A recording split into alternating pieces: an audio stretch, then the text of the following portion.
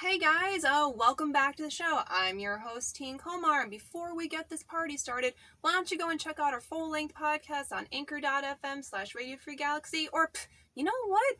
We're also on Spotify and Apple too, along with many, many other listening platforms for all your podcasting needs. So check us out. It's always a good time. You never know what you're going to walk into. We're all friends, so it's totally cool. So, on to the show, and today I have a couple subjects that I want to touch, and one of them is burning witches.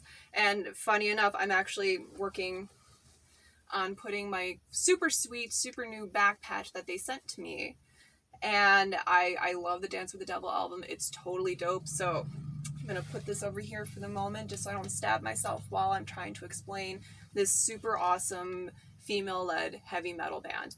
Now, there are 5 of them. There is Larissa, Romana, Laura, Jay, and Lala. These women have changed my mind when it comes to how metal music is made, especially since I'm a snob when it comes to music. I was a big metal and grunge fan when I was younger. As a matter of fact, as you can see, this spiked collar and I can only find one of my bracers. I bought these back in the 90s. Like, there's actually a green patina around some of this, along with aged glitter, because apparently I love to wear glitter a lot at that point. But I figured, in tradition of listening to such a super awesome band, because as you can see, I have 2 of their albums, and they're magnificent. But we're going to talk about The Witch of the North today, because that's their newest album that just dropped on May 28th. And it took forever to get this, so I'm reviewing it a little late. But it doesn't really matter. You can download the music that they have on several platforms. I use Spotify. And you want to talk about one of the most metal, badass chick bands that I have heard in a long time. And I grew up with only having Drain, Hole, Kitty, which was probably about as hard as I could actually get any music at the time. I lived up north, so I had a very small pool of what music I could listen to, so it was mostly male orientated. So I listened to Pantera, Dio, Rob Zombie, Marilyn Manson, Rammstein. I can go on forever. I mean, that's the kind of music I was into, and I want to say this was a few months ago when Travis introduced me to this band, and I was introduced to the song Hexenhammer. That song changed my life, because it actually woke something up inside of me that I had forgotten was wrong, because, again, music hasn't exactly been groundbreaking in the metal industry, let alone having a five badass women playing in it. Like, Lala's drum kicks are insane. Romana and Larissa's guitar playing is just badass, and like Laura's singing and like the bass playing is just so it's hard for me to describe on how much metal there is in this, but this is like what I've been dreaming about since I was a little girl to have hit the scene, and they nailed it. Their newest album, which is Witch of the North, there is one song in particular, like I actually wrote down the lyrics for it, or at least the beginning of it, because this was the opening song that came on Spotify, and it's called Hall of the Mountain King. This is actually on the D side of the record, but for whatever reason, this was the first one to play, and I was just like, what am I listening to? Like, the guitars in here have the sound of like Nightmare Steeds running, and it had a lot of Cliff Burton and early Megadeth sound to it. And I mentioned it before on the podcast that it sounded like if I was running a World of Warcraft dungeon and I just wanted to grind for a while, I throw some music on, and this would be the perfect hack and slash, getting the treasure, save the princess type music. Now, the one lyric that I wrote down at the beginning is that in a land caught between time and space, where the book of life lay, within the castle of stone the mountain king roams. Like, this entire setup, along with their beautiful artwork, I don't know who does the artwork, but major props, man. That stuff is just too killer. And I was actually listening to their music prior to again be pumped into the mindset of this music, and I'm like, where have I been? I'm 37 years old, so I've been around the block when it comes to music, but like, I just can't believe that I miss them. I mean, they're not that old of a band. They're relatively new. I think they started back in 2018. But I'm like, it's about damn time for a female-led band to actually be kicking ass and actually getting the recognition and the tour money, because I haven't seen any of videos for the Witch of the North, but I have seen Hexenhammer. That video is it's beautiful. Like, it actually gives me hope that for the music industry that there are people that still want to put original content out there, especially like this, because I haven't heard guitar playing like that, especially from women in ever. Usually it was just mostly noise, and there's no disrespect for that, but like when I can pick out pieces like I would for the men, because I'm gonna tell you, I'm just as like, I scrutinize on men just as much as the women, but when I listen to well made pieces and I can pick it out from the entire music, where I'm like, I'm gonna listen to Larissa's guitar and I'm just like, holy shit, this is fucking great. But like, it has a lot of like the Dio sound, a lot of like the earlier 80s thrash metal going on, and if that's the type of music you are looking for and you want something fresh, listen to these women. They do take they are witches and they are burning, they're pissed off, and I needed that at this point in time in my life, and I'm grateful that I've come across them. And oh, I forgot, along with the backpack, and I'm keeping this, by the way, just because, you know, like when you come across things and you see the original packaging that it was sent in, like, you know, with the dates and everything, you get excited. So I'm keeping this for posterity. But they also sent me 2 burning witches, the Circle of 5, and then just a regular burning witches, which they have one of the coolest little symbols too. I mean, I need to get a little side patch to go right here on an arm, because these stickers are dope. But this, I plan on framing this. This is my favorite thing, but all 5 of them, of the current band players, signed this for me. And I don't even care if they signed 100 of these or 1,000 of them. The fact that I actually have one makes me like one of the happiest like metalheads ever, especially now that I got a back patch and stuff. Like, it's so cool to know that in this time women are starting to do what the guys in the 80s did, to be free, or like, you know, rock out with your cock out or your tits out or whatever.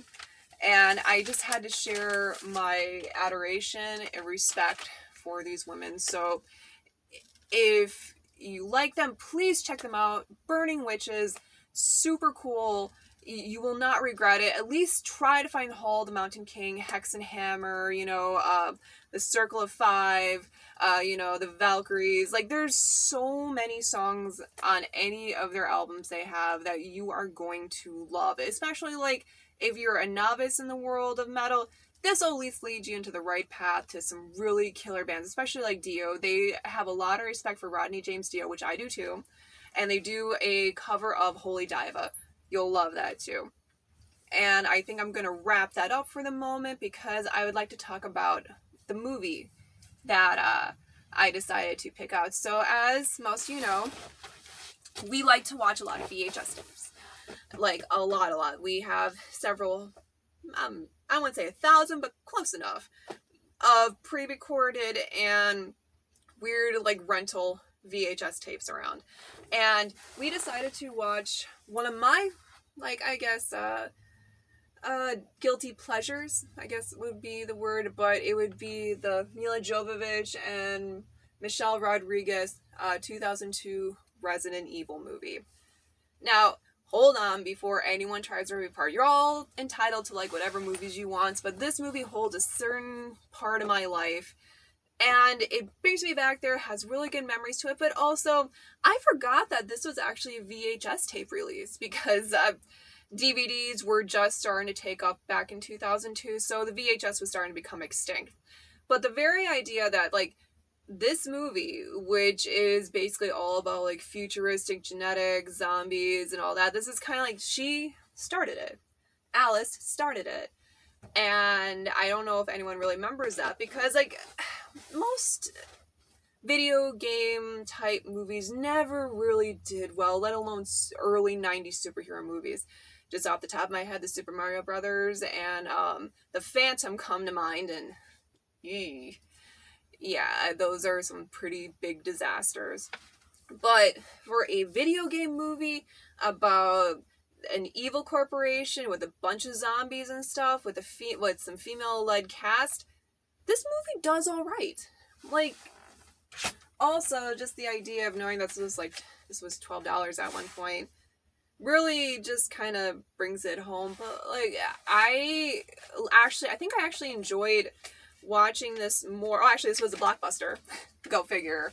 So this was a Blockbuster rental, but this brought back so many cool memories. Like, this is actually a highly enjoyable movie, even when you gotta get past some of the bad CGI. There are some parts where like the movie just stops still to show off this super impressive like monster jumping out of a vaulted cage, or a close-up of seeing through a zombie's eye or something. I'm just like, ugh. Because the thing is, this movie is practical effect heavy, but it just kind of stops when it does the CGI. But it is 2002, so you kind of gotta forgive it for that. And I figured I would share that too, because also they gave Mila Jovovich an actual pair of sensible boots instead of some high heels, which was very common for superhero type women in the early 2000s and 90s to kind of look like strippers. But I think they did enough respect for her in this movie for what it is. And also, like, everything about the entire setup is just like a walk through, like where you're waiting for the video game to load into the next part, but you gotta watch this video, and it does a pretty good job of that. So along with my badass Burning Witches albums, I have a high suggest for this Resident Evil. Don't take it too seriously. Don't breathe into it too much. It's just a fun movie, but also it's a fun VHS movie. And I think I'm going to be doing that for a while, just kind of like going off like, hey, I remember this movie, you should watch this. Or, hey, I had a lot of fun with this, so why not try it out? Because, you never know until you try it, right? So, for the last part of my video, I was going to show off some of my super cool findings. And one of them, which this is really cool, this is a stickers book. But not just any sticker book. This book is from 1982, and if I can show it, this entire thing is filled with every kind of sticker, and some of them, there's some scratch and sniffs in the beginning, and they still smell good. They're older than me, and they still smell good. Like, I am in love with this thing, and like, I don't know if I'm going to part with it because, hey, back in the day, us young girls, we'd take our backpacks outside, pull out all our books, and we'd either be putting stickers in our book or kind of like pimping them out, kind of like what guys do with cars, but we had our sticker books. And then this is the creme de la creme of some of my finds. This is one of those things it's really hard to be an eBayer sometimes because I love too much stuff. And this just so happens to be like my ultimate finds for keeping things, because I love rainbows and I love unicorns. And I just came across a 1970s towel set, almost complete, of unicorns. I have 2 towels like this. That's so cool. Like face towels, hand towels, and everything. I mean, I got the entire set. Like, now who wouldn't want that in their room? Like, I know I totally do. It's so rad that I'm like seriously unsure of how to do that, because nobody else has these, but I do.